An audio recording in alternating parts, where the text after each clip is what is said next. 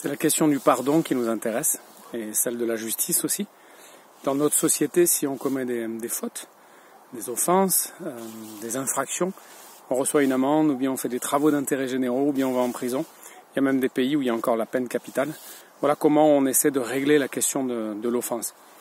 Si on imagine que Dieu existe et qu'on commet des offenses, comment est-ce qu'on va bien pouvoir être pardonné de Dieu ? Dans différentes religions, les humains ont imaginé des solutions pour payer la dette. On peut considérer ça comme une dette. Et on paye une dette en souffrant. La question du karma, par exemple. Si on souffre aujourd'hui, c'est certainement parce qu'on a commis des fautes dans des vies antérieures. Il y a le purgatoire aussi. C'est tiré d'un verset et puis de certains penseurs chrétiens qui se sont dit, tiens, après la mort, il y a une période, un lieu intermédiaire où on va souffrir pour expier nos fautes. Donc c'est une façon d'imaginer comment on va recevoir le pardon de Dieu. Il y en a d'autres qui pensent que c'est en faisant de bonnes œuvres, de bonnes actions, que petit à petit notre faute va être oubliée ou compensée. Jésus raconte une histoire à un de ses disciples qui lui demande combien de fois il doit pardonner. Il raconte l'histoire d'un roi qui fait ses comptes avec ses serviteurs. Et il fait venir un serviteur qui lui doit une somme astronomique d'argent. 10 000 talents en argent. Ça fait peut-être 1 milliard d'euros aujourd'hui. C'est énorme en fait. C'est impossible que cet homme puisse payer sa dette. Et il lui dit, puisque tu peux pas payer, je vais te vendre comme esclave, toi et ta famille. Ça couvrira pas du tout la dette, mais le roi dit, voilà, j'ai que cette solution. Le serviteur supplie, il dit, sois patient, je te rembourserai, alors qu'il sait que c'est pas possible. Et le roi dit, ému de compassion, et le texte nous dit, le roi dit, d'accord, je te supprime la dette et tu peux partir. C'est incroyable comme histoire. Le problème, c'est que cet homme sort, il croise un ami qui lui donne un peu d'argent, 100 pièces d'argent, et il le prend au cou, il le serre au cou, il dit, tu me rembourses maintenant, immédiatement. Cet ami lui dit, laisse-moi un peu de temps, je te rembourserai, ce qui est possible.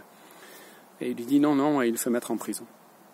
Et quand les amis de ce serviteur voient ça, ils appellent le roi, et ils lui disent, tu te rends compte ce qui s'est passé, toi tu lui as remis la dette, et lui, il a pris son ami à la gorge, et il n'a pas accepté que la dette soit remise.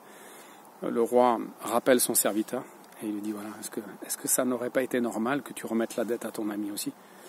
Puisque tu ne l'as pas fait, eh bien, je vais te remettre entre les mains des bourreaux, des tortionnaires, et tu vas y rester jusqu'à ce que tu payes ta dette. Ce qui veut dire tout le temps, parce qu'il ne pourra pas la payer.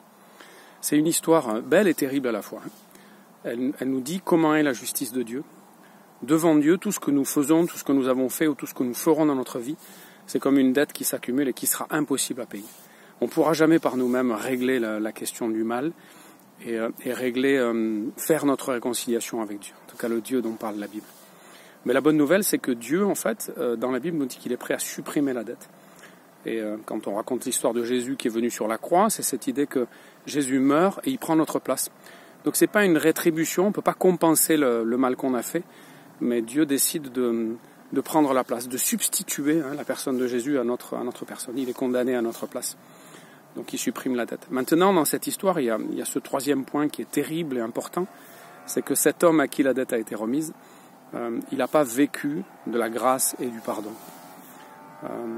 Il a reçu cette grâce comme une aubaine, mais il n'en a pas vécu. Et ça n'a rien changé à sa vie. Et finalement, il a fini, c'est ce que la Bible appelle les enfers, il a fini dans la condamnation jusqu'à ce qu'il paye sa dette, mais ça veut dire jusqu'à la fin. La bonne nouvelle, ce que Jésus veut faire comprendre à l'apôtre Pierre, c'est que le pardon, c'est tout le temps.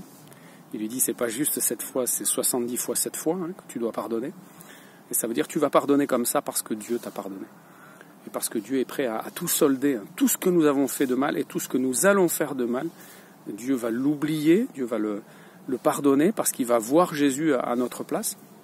Mais il nous demande de vivre ce pardon. Donc en fait, c'est pas si on n'arrive pas à vivre le pardon, alors on ne sera pas sauvé.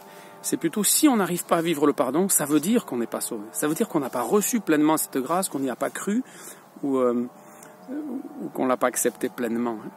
Et si on l'acceptait pleinement, eh bien, notre foi va porter du fruit. Les fruits de la miséricorde, de la compassion, du pardon. Je ne dis pas, évidemment, et la Bible ne dit pas qu'on y arrivera tout le temps et qu'on sera tout le temps parfait dans notre pardon et que l'Église est un lieu parfait où il n'y a pas d'offense, en tout cas il y a tout le temps du pardon. Non, c'est vrai. On se trompe, on se fait mal, mais on vit le pardon. Des fois, on a du mal à le vivre, mais on le vit quand même. Des fois, on met du temps à le vivre, mais on le vit quand même. Et même si on peut être des fois dur avec nous-mêmes, et à raison, Il se passe de belles choses parce que nous avons accepté la grâce de Dieu, parce que nous avons voulu la vivre. Voilà. Donc cette histoire de Jésus, elle nous dit quelle est la justice de Dieu. Cette dette avec Dieu, on ne peut pas la régler tout seul. On ne pourra pas s'en sortir tout seul. Et même si on ne croit pas en Dieu, le mal-être qu'on a au fond de nous, il vient de là. Il vient de toutes ces offenses qu'on a fait aux autres, mais du coup qu'on a fait à Dieu aussi, et qui nous mettent mal à l'aise. Jamais je pourrais être pardonné de tout ce que j'ai fait, de toutes mes mauvaises pensées, de toutes mes tricheries, de tous mes mensonges, tout ce que les gens ne savent pas, mais qui est dans mon cœur et dans ma tête. Ben, Dieu dit si. Moi, je suis prêt à tout supprimer, mais je te demande de vivre maintenant de ce pardon. Et on va voir, parce que si tu vis de ce pardon, ça veut dire que tu as vraiment accepté, que tu crois vraiment en moi, et que ta vie va être nouvelle. Voilà, Jésus nous annonce vraiment une vie nouvelle, qui est extraordinaire, qui n'est pas parfaite, mais il n'y a rien de mieux. Ça veut dire croire que Dieu nous pardonne et vivre de ce pardon, vivre le pardon avec les autres, ceux de la communauté et puis tous ceux du dehors aussi. Vivre le pardon le mieux possible, inspiré par Dieu, guidé par Dieu. Voilà, c'est une bonne nouvelle, c'est une belle histoire, ça se trouve dans l'évangile de Matthieu au chapitre 18, à partir du verset 24. Vous pouvez le lire et vous régaler vous-même. Voilà, c'était un résumé de la prédication qui a été donnée ce matin à Saint-Laurent-du-Pape.